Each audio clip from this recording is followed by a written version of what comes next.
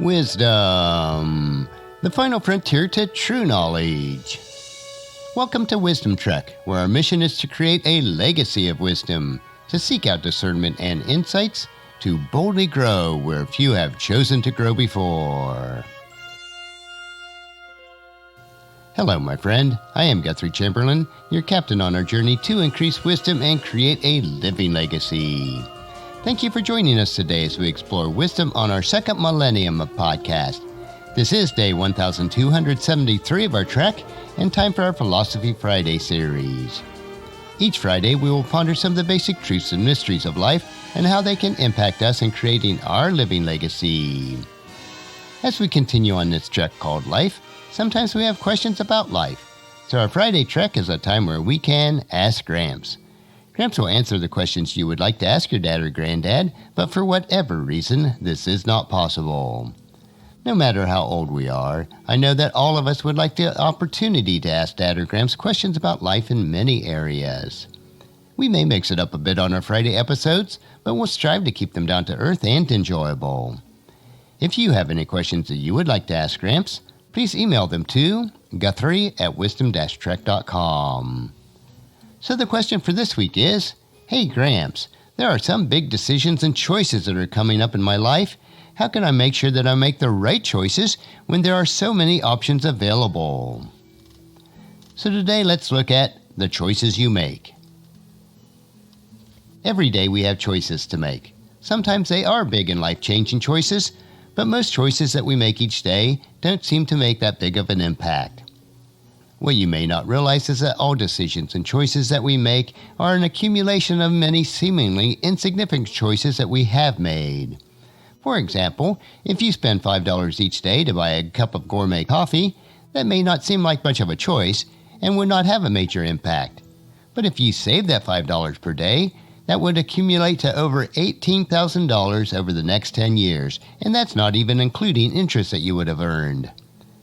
Now, is that $5 cup of coffee really an insignificant choice?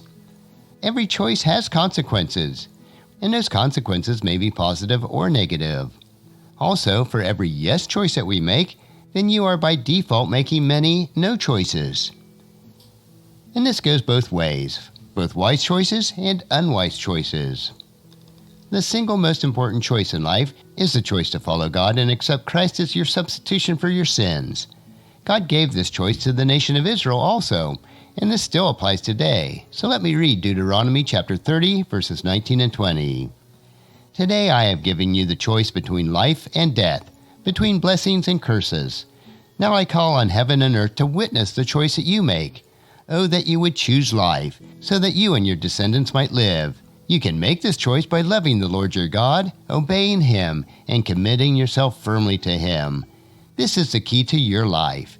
And if you love and obey the Lord, you will live long in the land that the Lord swore to give to your ancestors, Abraham, Isaac, and Jacob. So let me ask you a few questions. What are some of the right choices that you have made? Maybe it's the choice of your spouse, or disciplining and earning the respect of your children. Maybe you chose to stay at home or stay in a lower paying job because it was best for your family. What rewarding consequences did those choices bring? How about the flip side of that? Have you made some small or large wrong choices? How about taking that promotion that would keep you away from your family without seeking God's will and your family input about it first? What about your choices about drinking or drugs or pornography, which may have led to addictions in your life?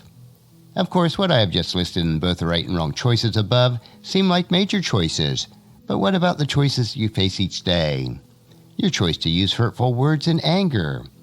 What about staying in some sort of seemingly smaller addictive lifestyle, like working too much at the expense of your family, or just eating that extra donut each morning? Or what about cheating on your expense report or on your tax return? Let it be known that the continuance in these small wrong choices will lead to many major wrong choices.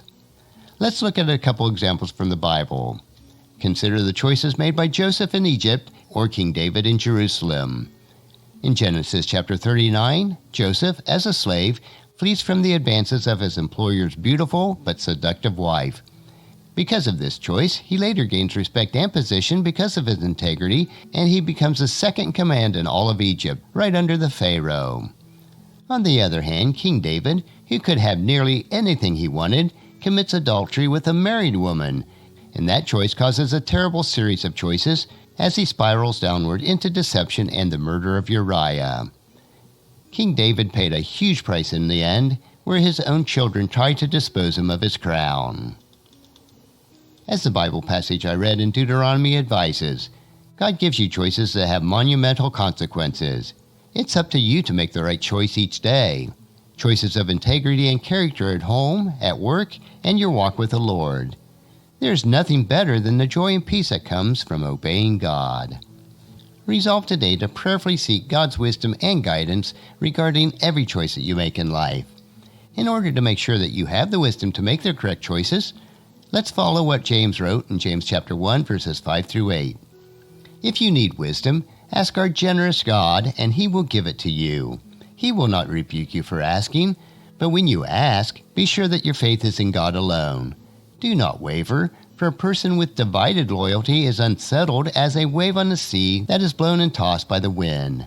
Such a person should not expect to receive anything from the Lord. Their loyalty is divided between God and the world, and they are unstable in everything that they do. And that's the wrap for today's question. Join us again next Friday for another question on our Ask Gramps episode.